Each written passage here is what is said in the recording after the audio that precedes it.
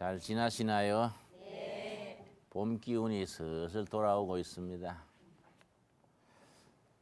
우리나라 경제가 80년대, 90년대 한참 잘 나갈 때 일본의 경제평론가인 고무로 나오키라는 사람이 한국의 경제가 지금은 잘 나가지만은 얼마 안 있으면 벽에 부딪혀서 내려앉게 된다. 이런 글을 썼어요. 그 책 이름이 한국의 붕괴 이런 책이에요. 한국의 붕괴. 붕괴 넘어진다 이 말이죠. 그 쓴 사람이 경제평론가 고무로 나오키예요. 근데 그 사람이 한국 경제가 지금은 잘 나가지만은 1980년대 얘기입니다. 지금부터 20년 전. 얼마 안 가서 기울어지는 이유를 두 가지를 썼어요. 그걸 우리가 새겨 들을 필요가 있습니다. 첫째는 뭐냐? 한국에는 장인 정신이 없다. 장인 정신이라는 것은 한 분야의 인생을 걸고 전문인으로 인생을 투자하는 정신이지요. 요즘 말로 프로페셔널리즘. 한 가지 기술, 한 가지 분야에 자기 혼을 불태우는 전문가를 장인이라고 해요. 장인. 일본은 이 장인 정신이 전통입니다. 독일도 그런데 일본은 내가 동경에 갔더니 조그마한 우동집이 있는데 그 우동집 주인이 젊은 사람이에요. 그런데 명치대학을 나왔어요. 명치대학은 유명한 대학입니다. 명치대학을 나와가지고 우동집을 경영하는데 이 우동집이 6대째라. 6대 할아버지가 시작했던 우동집을 6대 손자가 명치대학까지 나와가지고 우동집 주인을 하는 거예요. 그래서 도쿄 어느 골목에 무슨 우동집 그러면 유명한 게입니다. 그 사람하고 얘기를 하는데 자기는 꿈꿀 때도 우동 끓인대요. 그러고 국수가락이 이래 쌓여 있으면 한 그릇 담을 만큼 딱 쥐면 한 그릇이래요. 그 딱 손으로 떼면 뭐 몇 미리그램 차이가 나지 틀림없대요. 이게 이제 6대째 쌓은 우동에 대한 장인 정신이지요. 근데 일본 사람도 볼 때 한국 사람은 이런 장인 정신이 없다. 그러니까 대충 하는 대량 생산은 고무신 만들고 뭐 옷 만들고 이런 운동화 만드는 이런 건 하지만은 전분 분야에 정성이 들어가는 분야는 약하다. 두 번째 뭘 지적했냐면은 한국 사람들은 양반 근성 때문에 지금은 발전하지만은 한계가 있다 이거지. 그 양반이라는 것은 문반과 무반 합쳐서 양반이지요. 양반 근성이 경제 성장에 왜 지장이 있다고 했냐 하면은 양반들은 노노왈, 맹자왈 책이나 읽고 긴 담뱃대 들고 그들만 피웠지 노동을 싫어한다. 노동은 하인들한테 다 시키고 양반은 어영구영 노동을 안 한다. 그 노동을 싫어하는 양반 근성이 한국 사람들 체질에 흐른다. 그러면은 80년대는 왜 그렇게 발전했냐? 그땐 하도 못 살고 가난하니까 배고파서 그걸 헝그리 정신 그래요. 헝그리 스피릿. 지금은 배고프고 가난하니까 헝그리 스피릿 때문에 열심히 일하지만은 국민소득이 3,000불, 5,000불 올라가서 먹고 살만해지면 양반근성으로 되돌아가서 노동을 안 할 것이다. 그러니 한국 경제는 조만간 벽에 부딪혀서 기울어지게 된다. 이 고무론 아홉기가 쓴 한국의 붕괴란 책의 핵심 내용이에요. 그 양반근성의 예를 들면은 100년 전에 서양 선교사들이 서울에 와가지고 종로 5가 그쪽에 선교사들이 집을 짓고 정구장을 닦았습니다. 그 정구장은 공이 날아가지 않게 하기 위해서 울타리를 치잖아요. 선교사들이 여름날 오후에 둘이 전구를 땀을 흘리면서 치는데 한국 양반이 울타리 밖에서 가만히 들다 보다가 한참 보다가 하는 말이 전구 치는 걸 보고 말이야. 저 힘든 걸 머슴들 시키지 왜 저러지? 이런다 이 말이야. 전구 치는 걸 보고. 한국 양반 보기에는 그거 멍청한 짓이다. 야. 막대기 잡고 이리 뛰고 저리 뛰고 응? 아 그렇게 힘들게 하느니 머슴 시키지 왜 지가 그걸 뛰고 있냐. 이 양반 근성의 대표적인 경우라 하겠지요. 그런데 이런 국민성을 고쳐야 되지요. 장인 정신이 없고 노동을 기피하는 양반 정신 고쳐야 되지요. 그래서 요한복음 5장 17절 우리 한번 찾아볼까요? 신약 성경 요한복음 5장 17절에 보면은 우리 신앙이 제대로 뿌리 내리면은 노동 정신이 들어가게 돼 있습니다. 하나님을 잘 믿는다는 사람은 열심히 일하게 돼 있지요. 하나님을 잘 믿는다 하면서 열심히 일하지 않는 사람은 신앙이 뭐인가 모자리는 거지요. 요한복음 5장 17절 찾았으면 우리 한번 한 음성으로 같이 읽겠습니다. 시작. 예수께서 저에게 이르시되 내 아버지께서 이제까지 일하시니 나도 일한다. 아버지께서 일하시니 나도 일한다. 노동한다. 일한다. 하나님 아버지께서 지금 또 온 우주를 다스리시고 창조의 역사를 계속하시고 하나님이 하늘 보좌에 높은 자에 가만 앉아 계시는 하나님이 아니다. 하나님 아버지께서 지금 또 일하시니 이 땅에 오신 하나님 예수님도 나도 일한다.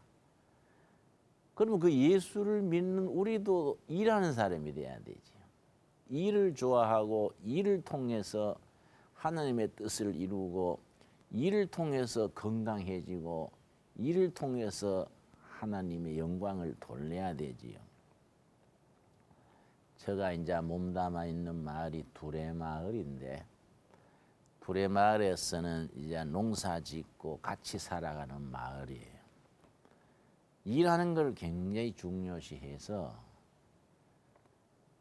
여름방학, 겨울방학 때 대학생들을 모아가지고 말씀과 노동학교가 있습니다. 글자 그대로 노동학교예요. 일을 시키는 학교입니다. 그냥 일 시키는 게 아니에요. 돈 받고 일 시켜요.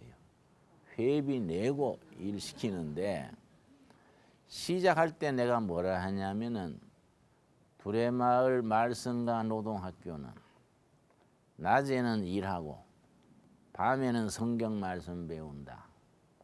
낮에 일을 얼마만큼 하느냐?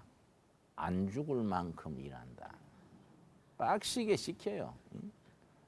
젊은 사람들이 노동을 할 줄 몰라. 조금 해보고 허리 아프다 하고 조금 하고서는 화장실 간다 그러고 지난번에 청년 한 명은 일하기 싫으니까 10분마다 화장실 간다 그래. 그 내가 야, 넌 오줌통에 구멍 났냐? 기저귀 차고 이래라. 기저귀 차고. 뭔 10분 만에 그래 화장실 가냐? 그러니까 여기 나오는 오줌을 어떻게 해요? 그러니까 기저귀 차고 해. 다른 사람 일하는데 지장이 있다. 그래가지고 일을 시키는 거야. 막 더운 여름에는요. 고추밭에 앉아서 고추밭 매면은요. 일 안 해보던 애들은 막 힘듭니다. 막 탈수증이 생기고 쓰러져요. 그래 우리 마을에 의사가 한 명 있습니다. 링게로 딱 준비해놓고 다 준비해놓고 쓰러지면은 봉고차에 싣고 가가지고 치료해요. 나머지는 그냥 하라 그래요. 너도 정 힘들면 쓰러져라. 응? 왜냐? 그게 교육이요, 교육. 노동을 통해서 자기를 발전시키는 거예요. 그런데 보통 보름 동안 하는데 처음에는 뭐 어떤 애들은 울면서 일해요. 속았어요 그래요. 왜? 우리 엄마 두레마을 가면 잘해주신다 그랬는데 속았어요 이래요. 너가 뭐 말이 맞다. 이게 잘해주는 기다. 며칠만 견뎌봐라. 그래 일했는데 마치고 갈 때는 감사하다고 절해요. 뭐이 감사하냐 물으니까 나도 노동할 수 있는 사나이란 것을 체험했다. 옛날엔 자기는 나약하고 일도 못하고 건달이 비슷한 줄 알았다. 나는 노동도 할 줄 모르고 쓸모없고 게으르고 이런 사람인 줄 알았는데 두레마을 와가지고 새벽부터 일어나가지고 소똥 치고 닭똥 치고 풀 베고 삽질하고 이거 해보니까 나도 할 수 있다. 그래 감사합니다. 이러고 가는 거야. 가가지고 공부를 열심히 하니까 엄마 아버지가 놀래가지고 네 두레마을 갔다 오더니 갑자기 공부를 왜 그래 많이 하나? 그러니까 아이고 두레마을 가지고 돼지똥 쳐보니까 공부해서 출세하는 게 제일 쉽습니다. 그래 난 악착같이 공부하기로 했어요. 그러더래요. 아이고 니 두레마을 자주 가야 되겠다. 그러니까 아이고 그 동네는 한 번만 가면 되지 2번 갈 거 없다고. 그래 공부해가지고 좋은 학교로 들어갔어요. 그 부모님이 감사하다고 나한테요 돼지고기 사가 왔더라고요. 그런데 이 성경 말씀에 하나님이 일하시니 나도 일한다. 이 노동정신이 참 중요해요. 요즘 3D 업종 그래가지고 험한 일은 안 하려 하잖아요. 우리나라 직장이 없다 그러면서 필리핀 사람, 몽고 사람들 데려다가 쓰고 우리나라 젊은 청년들은 백수물에 건다리처럼 놀잖아요. 그 사람 안 되는 거예요. 수입이 많고 적고를 떠나서 열심히 노동을 하고 열심히 땀 흘려 일하면서 자기 삶을 실천하면은 일자리가 없는 게 아니다. 이게. 일자리는 자기가 만들면 된다. 이게. 응? 그게 나는 빙빙 놀고 있는 청년들 보면은 야 이 사람아 그래 하지 말고 두레마을 가세. 그건 일자리가 많네. 월급이 얼마입니까? 그래. 월급 때문에 일하면 안 돼. 일 자체를 즐겨야 돼. 일 자체를 감사한 줄 알고 땀 흘리는 것을 기쁘게 알고 보람을 느끼면 그게 몸에 딱 체질로 bek히면은 회사에서 서로 데려가려고 그래요. 그런 사람이 회사에서는 필요하잖아요. 자, 오늘 내가 일에 대해서 노동에 대해서 개척에 대해서 말씀드리는데 내가 책을 하나 가져왔지요. 바다의 도시 이야기란 책입니다. 일본의 시오노 나나미라는 여류 작가가 있는데 시오노 나나미 로마인 이야기라는 책을 쓴 여자예요. 이 시오노 나나미가 쓴 바다의 도시 이야기 이 책을 내가 이제 상하권으로 되어 있는데 상권만 가져왔습니다. 이 책이 무슨 책이냐면은 베네치아 공화국이라고. 베네치아 공화국. 이 공화국이 697년에 처음 국가 원수를 뽑아가지고 1797년에 나폴레옹 군대한테 망할 때까지 1100년을 이어간 나라예요. 근데 나라가 얼마나 적었냐면은 전 나라의 인구가 18만밖에 안 돼요. 근데 이 도시가 왜 바다의 도시냐면은 땅이 없어가지고 바다에 말뚝을 박고 말뚝 위에 집을 지었어요. 이 베네치아 공화국이에요. 근데 왜 그러면 바다에다 집을 지었느냐? AD 452년 6년 그때 아틸라라는 후군족의 아주 거친 지도자가 있었어요. 후군족의 아틸라가 로마를 습격했는데 이 사람이 들어가는 자리에는 시체가 줄줄이 남는 거예요. 무자비하게 살육을 하는 거예요. 아틸라가 온다 그러니까 사람들이 막 안 죽으려고 피난 보따리 살고 남쪽으로 피난 간 거예요. 남쪽으로 피난 가다가 더 갈 데가 없으니까 바닷가에까지 왔는데 더 갈 데가 없잖아요. 바다 안으로 갈대숲을 헤치고 바다 쪽으로 들어가가지고 바다에다가 말뚝을 박고 그 말뚝 위에다가 집을 지은 거예요. 이제 바다의 도시야. 이제 베네치아 공화국. 그래 모인 사람이 18만 명이나 모였는데 이 사람들이 정식으로 국가 원수를 뽑은 것이 697년이라 그랬지요. 그러니까 나라를 세웠는데 20만 명의 바다 위에 세운 조그마한 나라라 그래서 뭐 힘없이 1100년 산 거 아니에요. 그 당시에 최대 강국이 터키입니다. 터키. 터키하고 7번이나 전쟁해서 살아남았어요. 대제국하고 7번이나 큰 전투를 치러서 이기기도 하고 지기도 하고 그러면서 1100년이나 나라를 지켜온 그 아주 특이한 나라가 베네치아 공화국입니다. 근데 그 공화국 바다 위의 도시 그 나라 이야기가 이 책인데 이 책을 쭉 읽어보면은요. 바다 위에다가 말뚝 박고 거기다가 집을 지어서 20만이 안 되는 인구가 대제국하고 싸움해서 유지하고 문화도 발전시키고 경제도 일으키고 번영했던 비결이 뭐냐? 세 가지가 나와 있어. 세 가지. 그걸 우리가 오늘 공부를 하는 거예요. 세 가지. 무슨 정신으로 무슨 노하우 무슨 근거로 그 사람들이 그 바다 위에 무슨 자원이 있냐야. 바다 위에 말뚝 박고 집을 지었으니 자원이라고는 그 바다에 고기밖에 없잖아요. 생선밖에 없잖아요. 맨날 생선 잡아 먹고만 살 수는 있습니까? 그건 그러니 이걸 어떻게 1100년을 유지했느냐. 그 얘기가 이제 사실대로 쭉 여기 이제 재밌게 나옵니다. 나오는데 그 사람들이 그렇게 성공할 수 있었던 국가 경영에 성공했던 이유가 몇 가지라고요? 세 가지. 그걸 우리들한테 잘 적용해 봐야 되는 거지요. 우리나라도 지하 자원이 없습니다. 중동 같은 데는 석유도 많이 나온다더만 우리는 그거 안 나와요. 중동에는 막 예를 들어 석유가 어느 정도로 잘 나온다는 거 하니 여자들이 하이힐을 못 신게 한다 그래. 하이힐 신으면 신발 뒤꿈치에 땅에 구멍 뚫리면 석유 나와서 뭐 누가 이제 비유로 하는 소리지. 그만큼 석유가 잘 나오는데 우리나라는 뭐 석유 한 방 안 나잖아요. 우리나라는 지하 자원이 없어요. 이 지하 자원이 없는 이런 나라에서 우리가 어떻게 나라의 번영을 이루어 나가느냐.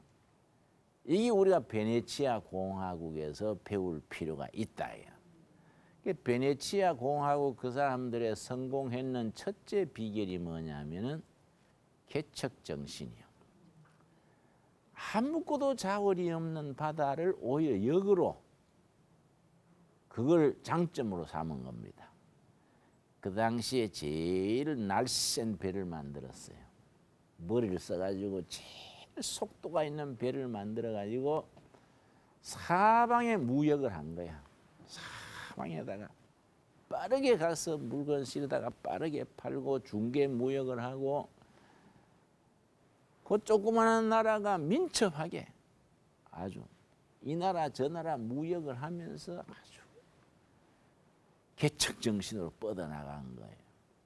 첫째는 그 사람들의 개척 정신이라. 일본 사람들이 아까 제 고무로 나오기가 한국 사람들은 노동을 싫어하는 양반근성, 대충 일하는 장인 정신 없는 거, 이런 것 때문에 경제가 앞으로 넘어질 거리라 했지만은 일본 사람들이 잘 모르는 우리나라 사람들의 장점이 있어요. 개척 정신이야. 끈질기게 개척 정신이야. 아주 잡초처럼 눌러도 밟혀도 끈질기게 살아남는 이 개척 정신이 있는데, 예를 들어서 우리 한국에서 일제 시대에 한국에서 못 살고 연해주에 갔던 동포들이 있습니다. 연해주에 거기에 37마에 살았는데 히틀러가 하루는 갑자기 와가지고 동네 사람들 전부 다 모아가지고 기차에다가 실어가지고 너무너무 먼 중앙아시아로 싣고 갔습니다. 그 추운 겨울에 가는 도중에 3분의 1이 죽었어요. 얼어 죽고 병들어 죽고 설사병으로 죽고 3분의 2가 살아남았는데, 중앙아시아 그 추운 데 가가지고서는 상부에서 지시가 내려오기를 저 극동 연해주에서 오는 고려인들을 10km마다 한 부대기씩 내려놔라. 10km마다. 25리마다 한 부대기씩. 이게 상부의 지시라. 공산당 정권대는 뭐 그래 하는 거니까. 그래서 그쪽 지방 책임자가 연해주에서 온 고려인들을 얼어 죽으라고 갖다 내비라는 거구나, 이래 생각한 거야. 그래 생각하고서는 시키는 대로 10km마다 한 무대씩 갖다 내리고 해서 지나가 버렸어요. 한 달쯤 있다가 이제 다 얼어 죽었나 하고 가봤더니 얼어 죽은 게 아니고 거기서 뭐 움막을 치고 땅 속을 파고 앉아가지고 불을 피우고 살아있다 이 말이야. 이야, 대단한 사람들이다 했더니 2달 뒤에 인지는 먹을 것도 없고 죽었나 가봤더니 봄이 오니까 이 사람들이 그 바닥에 물을 끌어 들여가지고 모짜리를 만들어가지고 벼농사를 짓고 있는 거예요. 이 사람들이 놀란 거지요. 이야, 이거 대단한 사람들이구나. 응? 거기가 스타브로필이야. 스타브로필. 거기에 벼농사를 지어가지고 부촌을 만든 거예요. 한국 사람들이. 거기에 누가 처음 부임해 왔냐면은 고르바초프 알지요? 고르바초프가 모스크바 대학을 졸업하고서는 처음 부임한 데가 우리 중앙아시아에 끌려간 연해주, 우리 동포들이 가서 농사짓는 그 마을로 처음 그 지역에 당서기로 부임해 온 거예요. 모스크바 대학을 졸업한 갓 생성한 젊은 지도자지. 그런데 그때 소련에 식량이 모자라가지고 식량 증산 정책을 전국에 폈는데, 식량을 제일 많이 증산하는 지역에 도지사는 성특진을 시킨다. 그런데 소련 전국에서 누가 1등 했겠습니까? 고르바초프가 1등이었어. 누가 그렇게 하게 했겠습니까? 고려인들이. 왜냐? 우리 경상도 말로 쇠 빠지게 이래가지고 강물을 끌어들여가지고 모짜리를 만들어가지고 모를 심어가지고 벼농사를 해가지고 그 황무지를 황금 벌판으로 만든 거예요. 그래가 고르바초프가 전국에 1등했어. 전국에 1등 하니까 주황의 농림부 장관으로 발탁이 됐어. 농림부 장관으로 발탁이 돼가지고는 스타브로폴에서 자기가 고려인들이 하던 식으로 전국에다가 또 보고한 거예요. 그래 하니까 식량이 고르바초프가 있는 동안에 1.5배가 증산이 됐어. 이래가지고 이 사람이 소련 권력자까지 올라간 거예요. 고르바초프가 그렇게 당선 최고 실력자가 된 뒤에 지금 역사가 바뀌었잖아요. 그런데 이 고르바초프가 어릴 때 기독교적인 배경이 있어요. 고르바초프 그 전기가 있습니다.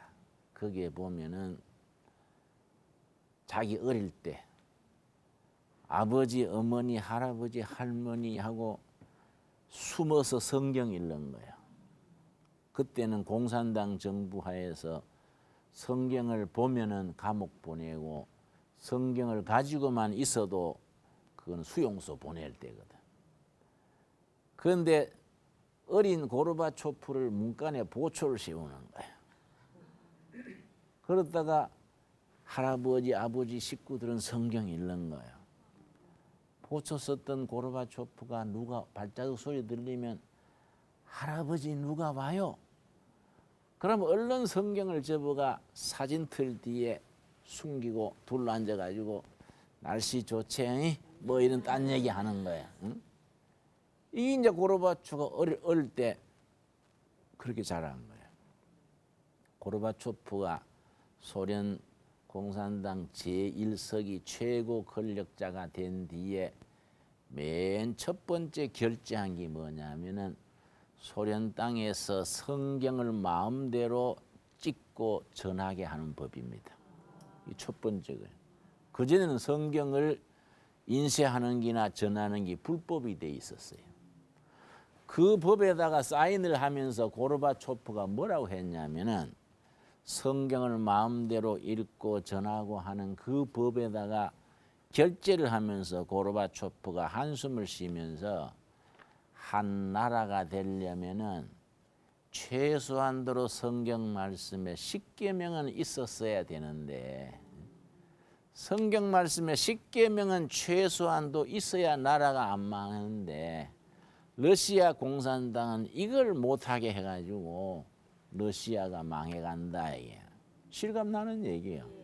그러니까 우리가 가만히 생각해 보면은 우리 민족이 가지고 있는 이 끈질긴 개척 정신, 대단한 정신이죠, 대단한. 이런 개척 정신을 우리 국민들 속에 불어넣어야 돼. 유치원 때부터 초등학교, 중학교 젊은 사람들이 개척 정신. 요즘 우리나라의 개척 정신이 사라져가지고 젊은 사람들이 안전한 직장 찾아서 공무원 시험을 다 준비한다고. 도서실에 가면은요 젊은 사람들이 전부 공무원 시험 친다고 아주 줄줄이 앉았어. 머리 좀 좋은 애들은 전부 고시 공부한다고. 고시 공부 공무원 시험만 해가지고 나라가 됩니까? 안 그렇습니까? 5대양 6대지에 물건을 팔고 기술을 개발을 하고 과학을 발전시키고 세계로 뻗어야 우리가 선진국이 되지 뭐 다 공무원하고 안전직만 찾고 하면은 나라가 안 되지요. 그러니까 우리 성경을 읽으면은요 정말 개척 정신이 차고 넘치는 책이지요. 성경의 개척 정신에 대해서 우리 여호수아서 15장 한번 찾아보겠습니다. 여호수아서 15장 보면은 성경의 개척 정신에 대해서 아주 실감나게 나와 있지요. 여호수아서 17장 15절 말씀. 여호수아 장군이 요셉 지파한테 한 얘기입니다. 요셉 지파가 여호수아 장군한테 12지파의 땅을 분배하는데 우리 지파는 숫자도 많고 힘도 세고 공로도 많은데 2지파 몫을 주셔야지 왜 한 지파 몫만 주십니까? 항의를 했더니 여호수아 장군이 뭐라 하냐면은 여호수아서 17장 15절입니다. 여수아가 그들에게 이르되 너가 큰 민족이 됨으로 에브라임 산지가 너게 너무 좁을진데 브리스 사람과 르바임 사람의 땅 살림에 올라가서 그다음 뭐라 그랬습니까? 스스로 개척해라. 개척해라 개척. 좁은 땅 네 많이 주면 다른 사람 못 주지 않냐. 네가 나가서 개척해라. 그 뒤에 읽어보면은 살림이 가로막으면 꺾어 눕히고 바위가 가로막으면 깨뜨리고 상대방이 철병거 전차를 가지고 들어오면 정면으로 격파하고 스스로 개척해라. 그래서 이 책에 나오는 베네치아 공화국 1100년의 비결의 첫째가 개척 정신이에요. 둘째가 뭐냐면은 전체 인구가 18만이라 그랬지요. 전체가 합의해서 정치를 하는 거예요. 어떻게 했느냐면은 여러분 교회 구역에 속한 분들이 있지요. 또 어떤 경우는 순이라 그러죠. 순. 어떤 경우는 구역이라 그러고 어떤 경우는 셀카지요. 전 시민을 구역 예배로 가는 거예요. 구역 예배 일주일에 한 번씩 보면서 나라 일을 다 토론하는 거예요. 1부 예배 보고 2부 이번에 국회의원 선거를 어떻게 하느냐.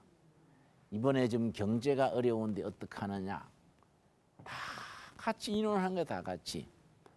인원했는 게 위로 올라가는 거야. 바닥에서부터. 이래가지고 의논이 딱 돼서 중앙에 모여가지고 최고회의에서 결정 딱 하면 실천하는 거는 과감하게 하는 거예요.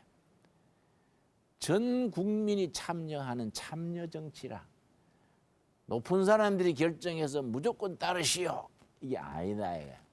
교회에서 잘 그러잖아요. 당회 결정하니까 무조건 따르시오. 그래서 젊은 청년들이 반대하면 말이 많네 거. 자꾸 말만 하면 딴 교회 가버리시오. 이런다고? 아니다 이거지. 전체가 모여서 사도행전 6장에 보면은요. 사도행전 교회에 문제가 생겼어요.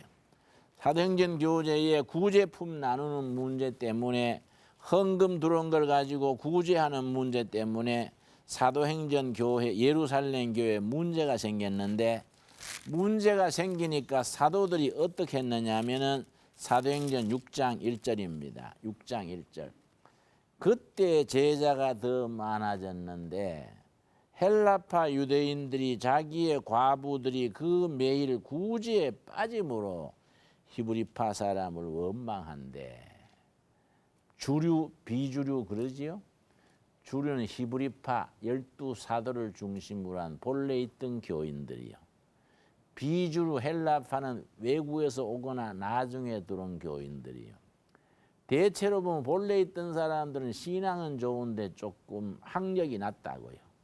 새로 들어온 사람은 똑똑하고 경험도 많고 학문이 높다고요. 좀 이렇게 갈라지는 거예요. 나중 들어온 사람들이 불평을 하는 겁니다. 헌금은 같이 걷어가지고 쓰고는 저끼리 쓰냐. 우리 동네도 과부가 불쌍한 사람이 있는데 저들만 갈라주고 우리는 안 갈라주냐. 사랑하면서 이거는 순전히 이거는 입으로만 때우는 거 아니라 사실은 정보의 부족일 텐데 사도님들이 무슨 욕심이 있겠어요. 사도님 사실은 이번에 우리 쪽에 과부 한 분이 어렵습니다. 헌금 좀 도와줍시다. 이러면 알아들을 게인데 옛날이나 지금이나 예수 믿는 사람들이 속 좁은 거는 마찬가지인가 봐. 아이고 예수 믿는 사람들 속 좁아요. 술도 한잔 안 하고 담배도 안 하고 막 맨날 제정신으로 있으니까 좁다고요. 응? 그렇다고 술 한잔 먹자는 게 아니고 응? 맨날 제정신으로 있으니까 사람들이 좁아진다고. 좁아져가지고 뭐 한번 딱 맥히면 요지부동이라. 그래 어떤 사람들은 아이고 예수 잘 믿는 사람하고 얘기하면 답답해가지고 난 얼른 피해버린다 이런다고.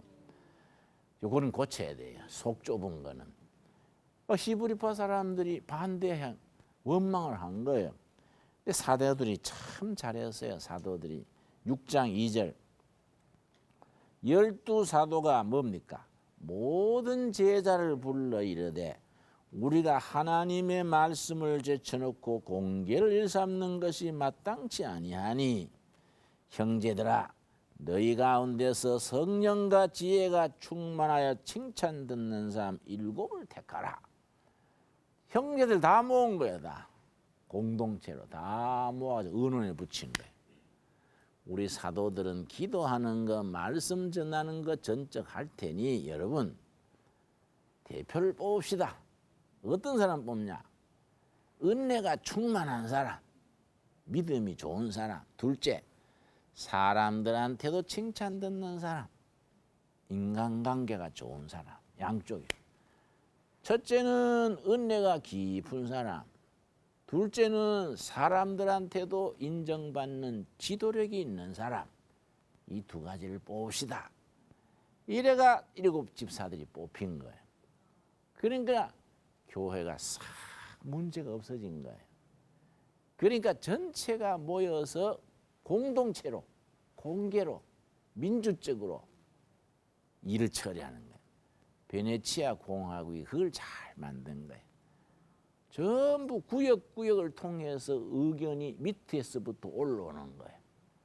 중앙에 모여가지고 딱 결정되면 실시하는 거는 과감하게 하는 거예요. 정보의 유통, 의사소통, 요즘 말로 커뮤니케이션. 전부 대화가 잘 된 거예요. 요즘 우리나라는 대화 그러면 젊은 사람들은요, 대놓고 화내는 걸 대화라고 해요. 어른들이 대화하자 그러고 화부터 벅벅 내니까 이거 대화도 아니다. 대놓고 화내는 거지 대화냐 이거. 세 번째가 뭐냐면은 베네치아 공화국이 1100년 성공 비결의 세 번째가 뭐냐면은 항상 변하는 환경에 적응하는 열린 마음이요. 변하는 환경에 적응하는 적응력이요. 딱 자기 속에 갇혀가지고 있으면은 밖은 변하는데 자기가 못 변하면은 망하잖아요. 우리가 100몇 년 전에 일본보다 뒤진 게 그거거든요.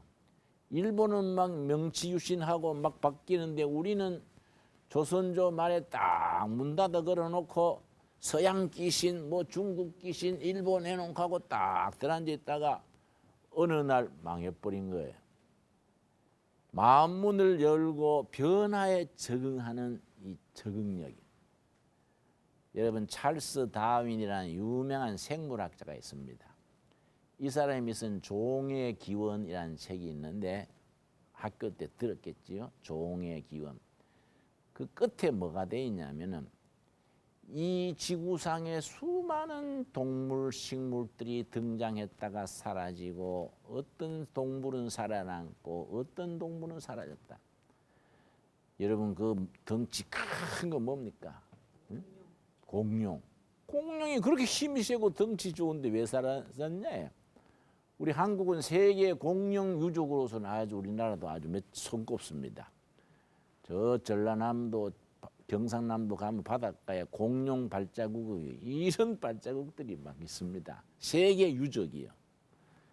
공룡이 그 좋은 덩치에 좋은 힘이 왜 사라졌냐? 덩치가 너무 크니까 적응을 잘 못하는 거야. 응?